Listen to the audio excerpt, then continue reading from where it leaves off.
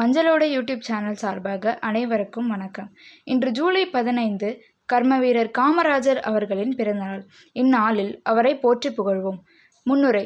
தமிழ்நாட்டை ஆண்ட முதலமைச்சர்களுள் குறிப்பிடத்தக்கவர் பெருந்தலைவர் காமராஜர். தமிழகத்தை 9 ஆண்டு காலம் ஆட்சி செய்து பள்ளி குழந்தைகளுக்கு இலவச மதிய உணவு திட்டத்தினை ஏற்படுத்தி ஏழை மக்களின் கல்வியில் முன்னேற்றத்தினை ஏற்படுத்தினார். இத்தகைய கல்வியின் நாயகனான காமராஜர் பற்றி இப்பதிவில் நாம் பார்க்கலாம்.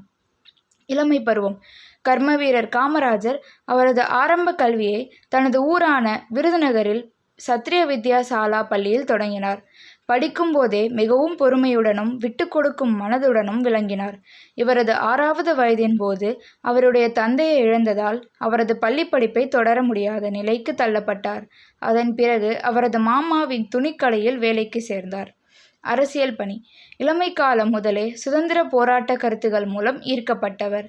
தனது 16வது வயதிலேயே இந்தியன் நேஷனல் காங்கிரஸில் தன்னை இணைத்து கொண்டார்.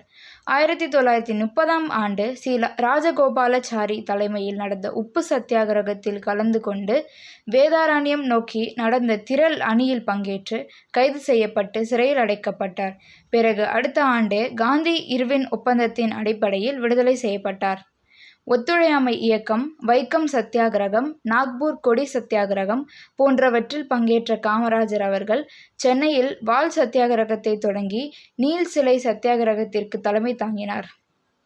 மேலும் ஆங்கிலேய ஆட்சிக்கு எதிராக நடந்த அனைத்து போராட்டங்கள் மற்றும் ஆர்ப்பாட்டங்களில் பங்கேற்ற அவர் 6 முறை சிறையில் அடைக்கப்பட்டு சிறை தண்டனை அனுபவித்தார். காங்கிரஸ் தலைவர் சத்தியமூர்த்தி அவர்களை தன்னுடைய அரசியல் குருவாக மதித்தார். 1936ஆம் ஆண்டு சத்தியமூர்த்தி காங்கிரஸ் தலைவராக பொறுப்பேற்ற போது காமராஜரை செயலாளராக நியமித்தார்.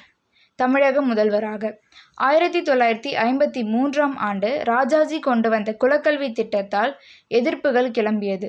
இதனால் ராஜாஜி அவர்கள் பதவியிலிருந்து விலகி தன் இடத்திற்கு சி. சுப்பிரமணியத்தை முன்னிறுத்தினார்.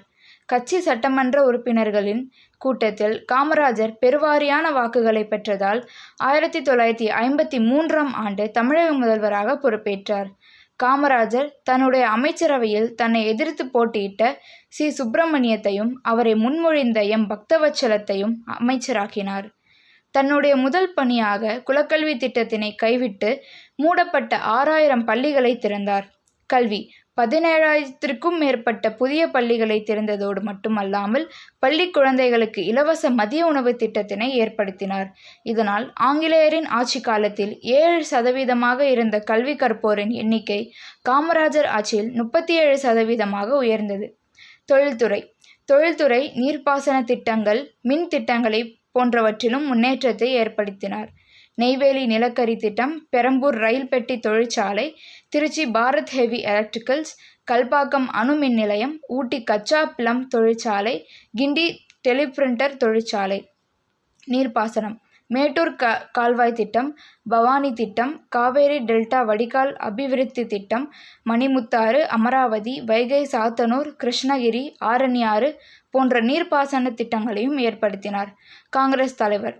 கட்சியின் மூத்த தலைவர்களை பதவிகளை இளைஞர்களிடம் ஒப்படைக்கும் பிளான் எனப்படும் காமராஜர் திட்டத்தின்படி அக்டோபர் 2, 1963ஆம் ஆண்டு தன்னுடைய முதலமைச்சர் பதவியை பக்தவச்சலத்திடம் ஒப்படைத்தார்.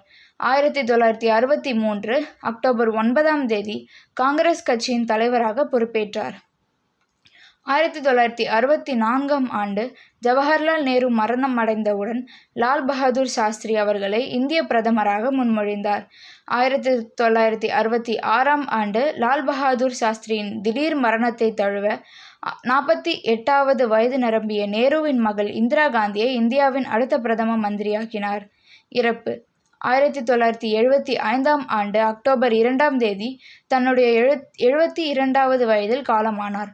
அதற்கு அடுத்த ஆண்டு இந்திய அரசின் மிக உயரிய விருதான பாரத ரத்னா விருது மத்திய அரசால் அவருக்கு வழங்கப்பட்டது.